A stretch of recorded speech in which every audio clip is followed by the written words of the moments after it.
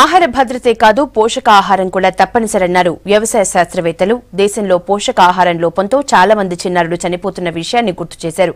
రాజేంద్రనగర్లోని నామ్లో 8వ జాతీయ సదస్సు ప్రారంభమైంది. 3 రోజుల పాటు జరిగే సెమినార్లో ఫస్ట్ డే ఈ సదస్సులో పద్మశ్రీ అవార్డు గ్రహీతల్ని సన్మానించారు.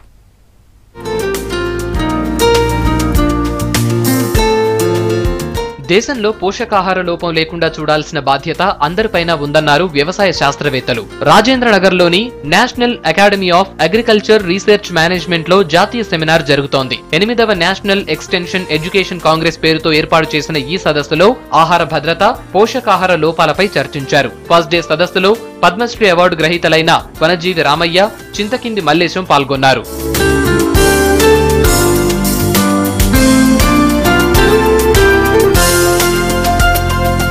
దేశంలో లక్షల మంది చిన్నారులు పోషకాహార లోపంతో ఇబ్బంది పడుతున్నారని శాస్త్రవేత్తలు చెప్పారు. ఇతర దేశాలతో పోలిస్తే మన దేశంలోనే ఈ సమస్య ఎక్కువగా ఉందన్నారు. ఆహార భద్రత సాధించుకున్నట్లే పోషకాహార భద్రత సాధించుకోవాలని సూచించారు. ఆహార ధాన్యాల్లో అపరాలు, చిరుధాన్యాల మోతాదు తగ్గకుండా చూసుకోవాలన్నారు professor Jayashankar agriculture university VC Praveen Rao.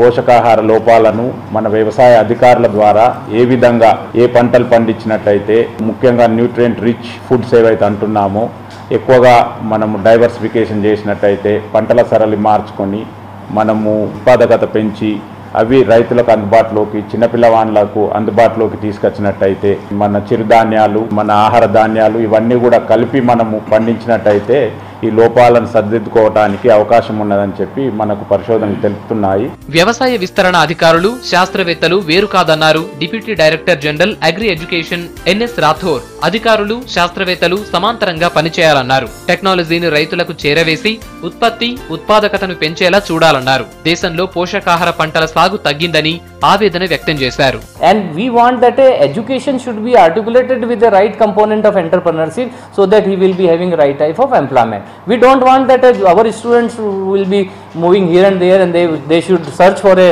job, rather than they should be of a job provider rather than job seeker. That type of philosophy we kept in our mind, and altogether all course syllabus we have changed. We have tried to introduce what was the traditional technology available in course syllabus, what type of technology indigenously and international level it is available, and at the same time what type of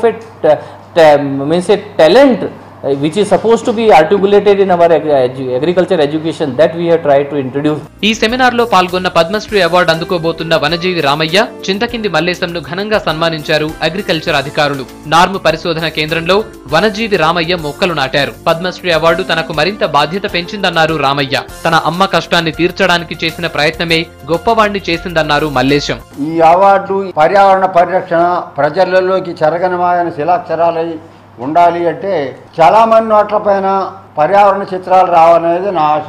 Gandhi గారు తలకాయ మాత్రమే కాదు, మహాత్మా గాంధీ మొక్క నాటుతున్నట్టు రావాలి. ప్రజల వద్దకు ఎప్పుడు పోతుంది. ప్రభుత్వానికి కానీ ప్రజలకు కానీ ఎటువంటి భారం పడదు. ప్రపంచ దేశాల్లో ఇండియన్ కరెన్సీ అంటే గ్రీన్ కరెన్సీ, పర్యావరణ కరెన్సీ అని నోబెల్ బహుమతి వస్తుంది అనేది నా ఆశ.